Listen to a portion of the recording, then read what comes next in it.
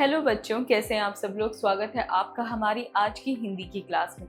तो आज हम करेंगे हिंदी व्याकरण पाठ्य पुस्तक 7 का अध्याय 2 वर्ण विचार फोनोलॉजी। तो आज हम किस बारे में जानेंगे? आज हम वर्णों के बारे में जानेंगे। पढ़िए और समझिए। दिए गए चित्र देखिए और उनके नीचे लिखे वाक्यों को पढ़िए।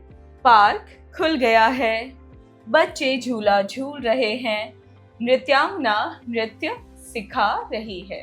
उपरोक्त लिखे गए वाक्य अनेक शब्दों से बने हैं। ये सभी शब्द जब वाक्य में प्रयुक्त किए जाते हैं तो उन्हें पद कहा जाता है। ये सभी शब्द ध्वनियों से बने होते हैं। वर्ण ध्वनियां ही वर्ण कहलाती हैं। वर्ण ध्वनि की सबसे छोटी इकाई होती है। उनके आगे और टुकड़े नहीं किए जा सकते हैं, जैसे झूला, झ प्लस उ प्लस ल प्लस आ। तो बच्चों, हमने यहाँ तक क्या जाना? कोई भी वाक्य कैसे बनता है? शब्दों के समूह से बनता है। और कोई भी शब्द कैसे बनता है? वो वर्णों के मेल से बनता है। तो वर्ण क्या होता है? वर्ण ध्वनि की वो छोटी इकाई है जिसके और टुकड़े नहीं किए जाते हैं। और ध्वनि क्या है? जो हम बोलते हैं वही ध्वनियां होती हैं। वर्णमाला। हमारी हिंदी की वर्णमाला में कुल 52 वर्ण होते हैं, जो ये है। तो बच्चों, हमारी जो हिंदी की वर्णमाला है उसमें क्या है? 52 वर्ण हैं। चलिए उन्हें पढ़ते हैं। अ आ ई उ ऊ री ए ओ अंग आह। तो ये बच्चों क्या है? ये स्वर एवं अ आह आयोगवाह। तो बच्चों ये क्या है? ये हमारे स्वर हैं और ये अ आह जो है ये आयोगवाह है। क ख ग घ ड़ क वर्ग, च छ ज झ या, च वर्ग, ट ठ ड ढ ण ढ ण, ट वर्ग, त थ द ध न, त वर्ग, प फ ब भ म, प वर्ग, य र ल व। अंतस्थ व्यंजन श श स ह, ऊष्म व्यंजन क्ष त्र ज्ञ श्र, संयुक्त व्यंजन। तो ये सारे ही बच्चों क्या है? ये हमारे व्यंजन हैं और ये इन व्यंजनों के नाम हैं कि ये कौन कौन से हैं। वर्णों के मूलतः 2 भेद होते हैं, स्वर तथा व्यंजन। स्वर ऐसे वर्ण जिनके उच्चारण में किसी अन्य वर्ण की सहायता नहीं लेनी पड़ती है, बल्कि उनका उच्चारण स्वतंत्र ध्वनियों द्वारा किया जाता है, वे स्वर कहलाते हैं। इनकी संख्या 11 है। अ आ ई उ ऊ री ए ओ तथा ओ। तो बच्चों, वर्णों के हमारे क्या हैं? 2 भाग हैं, जिसमें से पहला है स्वर। स्वर की संख्या कितनी है? 11 है। और स्वर किन्हें कहते हैं? जिनको जब हम उच्चारण करते हैं उसके लिए हमें किसी और व्यंजन की आवश्यकता नहीं पड़ती है, उसे हम स्वतंत्र रूप से उच्चारण कर सकते हैं। स्वर के 3 भेद होते हैं, क ह्रस्व स्वर, ख दीर्घ स्वर तथा ग प्लुत स्वर। क ह्रस्व स्वर। जिन स्वरों के उच्चारण में सबसे कम समय लगता है उन्हें ह्रस्व यानी छोटा स्वर कहते हैं। इनकी संख्या 4 है, अ ई उ तथा री। तो ह्रस्व स्वर कौन से हैं? जब इन्हें हम उच्चारण करते हैं तो समय जो है बड़ा ही कम लगता है। तो ये है हमारे अ ई उ तथा री। ख दीर्घ स्वर। जिन स्वरों के उच्चारण में ह्रस्व स्वरों का 2 गुना समय लगता है वे दीर्घ बड़े स्वर कहलाते हैं। इनकी संख्या 7 है, आ ई उ ए ओ तथा ओ। तो ये सारे क्या हैं? जिनको जब हम उच्चारण करते हैं तो ह्रस्व स्वरों से 2 गुना समय लगता है, इसीलिए ये दीर्घ स्वर कहलाते हैं। ग प्लुत स्वर। यह अलग से कोई स्वर नहीं है, बल्कि उच्चारण के समय को लेकर यह भेद किया गया है। इसके उच्चारण में ह्रस्व स्वर का 3 गुना समय लगता है, इसलिए इसके अंत में हिंदी में संख्या 3 लिख दी जाती है। यह किसी को बुलाने या दूर के व्यक्ति को पुकारने के लिए प्रयुक्त होता है, जैसे ओम, आओ, आओ, राम, मोहन आदि। तो बच्चों, जब इन शब्दों का उच्चारण करेगा और किसी को बुलाएंगे तो क्या होगा? हमारा जो समय है वो अधिक लगेगा। और इसीलिए यहाँ पे क्या है?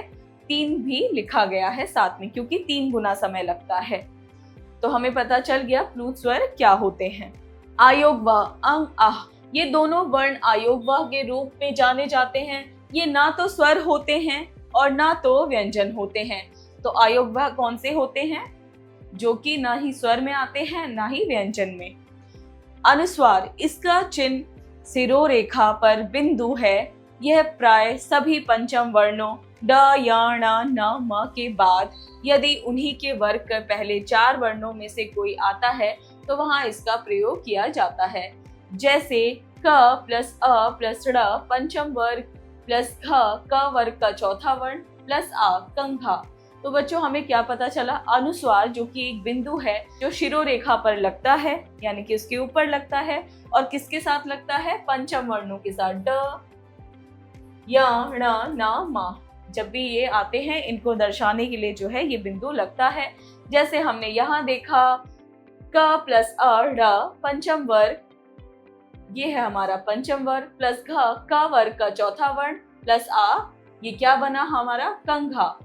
वैसे ही च प्लस अ प्लस म पंचम वर्ण प्लस प वर्ग का पहला वर्ण प्लस अ प्लस क प्लस आ, क्या बना चंपक।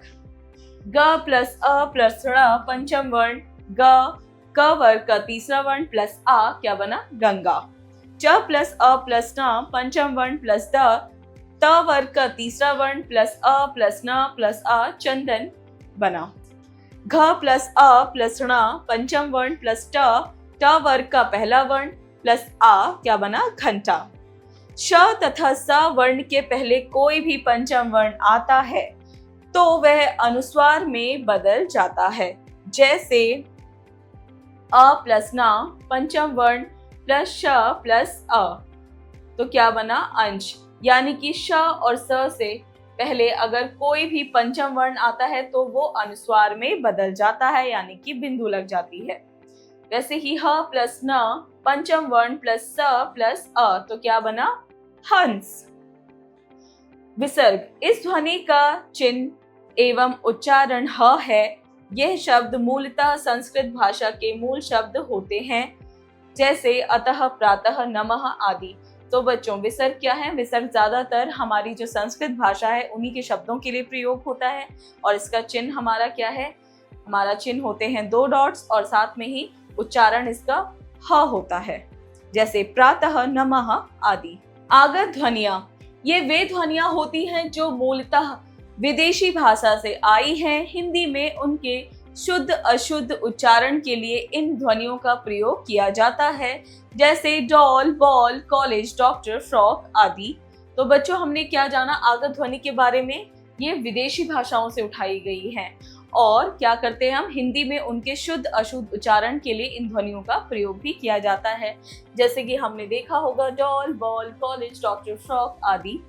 और हमने ज, इसे हम पढ़ते हैं ज, तो ये क्या बना सजा, मजा, राज, खाना आदि। ये है हमारा फ यानी साफ, फन, फना आदि।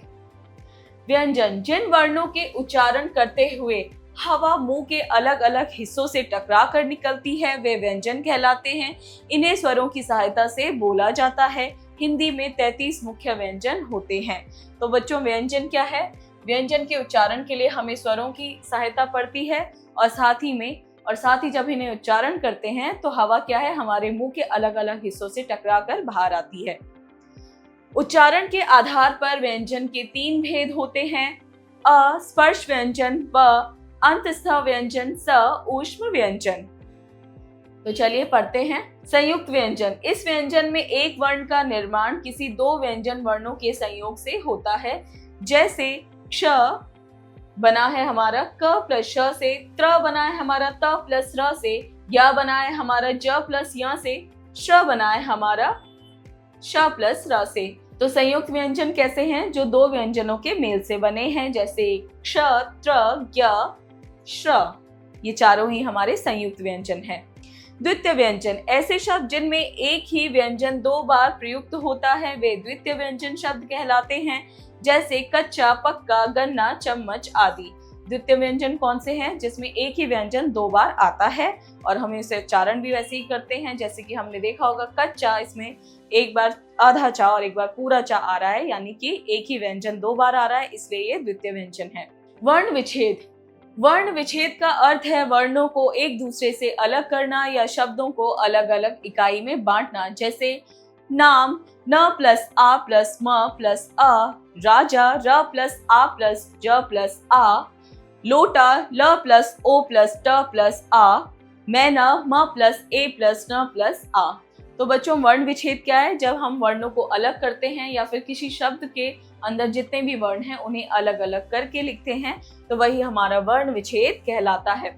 वर्ण संयोग, अलग अलग वर्णों को एक साथ मिलाना वर्ण संयोग कहा जाता है। जैसे प प्लस र प्लस अ प्लस स प्लस आ प्लस द प्लस अ बना प्रसाद, आ प्लस श प्लस ई प्लस र प्लस व प्लस आ प्लस द प्लस अ प्लस बना आशीर्वाद, बा प्लस ओ प्लस द प्लस ध प्लस ई प्लस क प्लस अ बना हमारा बौद्धिक। तो हमने यहाँ क्या जाना है?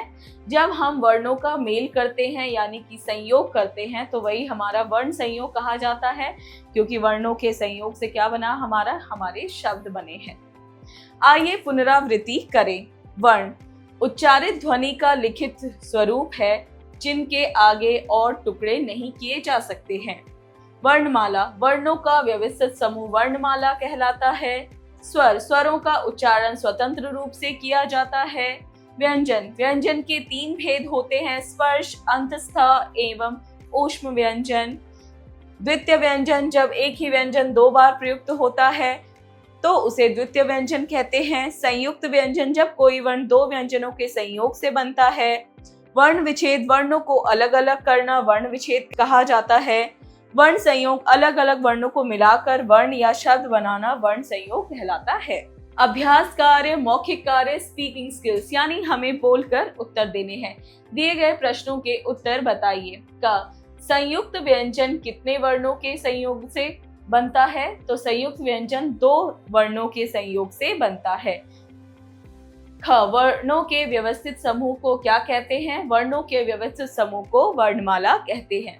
लेखन कार्य, राइटिंग स्किल्स, यानी हमें लिखकर उत्तर देने हैं। प्रश्न 1, दिए गए प्रश्नों के उत्तर लिखिए। क भाषा की सबसे छोटी इकाई क्या है? भाषा की सबसे छोटी इकाई वर्ण है। ख वर्ण की परिभाषा एवं उसके भेद बताइए। वर्ण वह छोटी इकाई होती है भाषा की जिसके और टुकड़े नहीं किए जा सकते, जैसे कि अ आ क ख ग। आयोगवा वर्ण क्या होते हैं? आयोगवा वर्ण वे होते हैं जो ना तो स्वर होते हैं और ना ही व्यंजन होते हैं। घ संयुक्त व्यंजन और द्वितीय व्यंजन का उदाहरण दीजिए। संयुक्त व्यंजन जैसे कि ऋषि या ज्ञानी और द्वितीय व्यंजन कच्चा पक्का। प्रश्न 2, दिए गए शब्दों के वर्ण विच्छेद कीजिए। तो हमें क्या करना है? हमें इनके वर्ण विच्छेद करने हैं। जैसे कि क परीक्षा, तो हम लिखेंगे प प्लस अ प्लस र प्लस ई प्लस क प्लस श प्लस आ। तो ये हमारा क्या बना है? परीक्षा। तो बच्चों इसी तरह आप क्या करेंगे? बाकी दिए गए शब्दों के भी वर्ण विच्छेद करेंगे।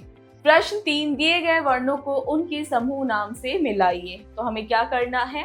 वर्णों को उनके समूह नाम से मिलाना है। जैसे क अ ई उ री, ये है हमारा ह्रस्व स्वर। ख ड न म पंचमाक्षर। ग नन मम, ये है हमारा द्वितीय व्यंजन। घ क्ष त्र ज्ञ, ये है हमारा संयुक्ताक्षर। ड़ आ ओ ए, ये है हमारा दीर्घ स्वर। च च छ ज, ये है हमारा च वर्ग। छ य र ल व, ये है हमारा अंतस्थ व्यंजन। ज अ, ये है हमारा आयोग वह। और झ आओ महेश, ये है हमारा प्लुत स्वर। प्रश्न 4, 2 व्यंजन को मिलाकर बनने वाला व्यंजन लिखिए। तो हमें क्या करना है? इनसे मिलके जो व्यंजन बनता है वो लिखना है। जैसे क प्लस श से बना हमारा क्ष। ख त प्लस र से बना हमारा त्र। ग श प्लस र से बना हमारा श। घ ज प्लस य से बना हमारा य। प्रश्न 5, दिए गए रिक्त स्थानों में आगत ध्वनि से निर्मित शब्द लिखिए। तो बच्चों यहाँ पे आपको क्या करना है, आगत ध्वनियों से जो शब्द निर्मित होते हैं वो लिखने हैं। जैसे क, कर्ज, साफ,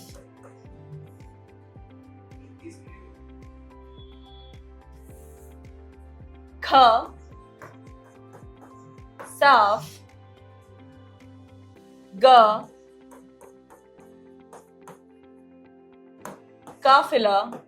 तो बच्चों इस तरह के क्या करेंगे, आप शब्दों को जो है यहाँ लिखेंगे। प्रश्न 6, संयुक्त व्यंजन से निर्मित शब्दों को लिखिए। तो बच्चों आप क्या करेंगे, संयुक्त व्यंजन यानी कि क्ष, त्र, ज्ञ और श्र से जो शब्द बनते हैं, जो जिन शब्दों में ये जो वर्ण है वो इंक्लूड होते हैं वो आप लिखेंगे। जैसे कक्षा, परीक्षा और परिश्रम, इस तरह के शब्द आप यहाँ लिखेंगे। सोचें, विचारें, क्रिटिकल थिंकिंग। प्रश्न 7, संयुक्त व्यंजन और संयुक्ताक्षर के दो उदाहरण दीजिए। तो बच्चों आपको क्या करना है, संयुक्त व्यंजन और हमारे जो संयुक्ताक्षर होते हैं उनके आपको दो उदाहरण यहाँ लिखने हैं। खेल खेल में ब्रेनस्टॉर्मिंग एक्टिविटी। प्रश्न 8, संयुक्ताक्षर एवं संयुक्त व्यंजनों को अलग अलग कीजिए। तो यहाँ पे क्या है बच्चों, यहाँ पे संयुक्ताक्षर एवं संयुक्त व्यंजन है, आपको क्या करना है, इनको अलग अलग करना है। तो आप इन्हें क्या करेंगे, अलग अलग करेंगे। जैसे हमारा त्र है संयुक्त, क्ष है संयुक्त, य है संयुक्त और बाकी श है हमारा संयुक्त और बाकी क्या है हमारे संयुक्ताक्षर। आप इन्हें अलग अलग करके लिख देंगे। प्रेरणादायक मूल्य। भाषा ही विचारों एवं भावों की जननी है, इसलिए प्रत्येक भाषा का सम्मान कीजिए। तो बच्चों भाषा ही क्या है, हमारे विचारों की और हमारे भावों की जननी है, यानी कि जन्म देती है, इसलिए सभी भाषाओं का हमें सम्मान करना चाहिए। इसी के साथ बच्चों आपका ये पाठ हुआ पूरा। मिलते हैं अगली क्लास में।